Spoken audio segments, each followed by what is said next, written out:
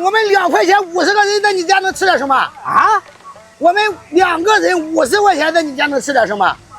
四大金刚8大美人，咱店里特色，给你安排上12个菜。好嘞，老板，安排好，坐在一边一等。哎，来，老弟，菜来了啊！咱家的4大金刚：油炸大虾、烤腐竹、肉炒绿豆芽、肉炒芹菜啊！这就是4大金刚。稍等啊，8大美人一会儿就到。哎呀，老弟，这是咱家8大美人，凉拌花生米哈，黄豆芽，凉拌海带，秘制豆腐，凉拌藕片，凉拌豆角，凉拌豆腐皮儿，凉拌粉丝。老板，确定这一桌50块钱？没错，就是50块钱，不赔钱啊？哎呀，你就别管了，保险赔不了。老板，这裤子咋弄的？哎呀，老妹儿，就这个标准，你结婚的时候给你安排1万块钱的，行不行？那不是200桌？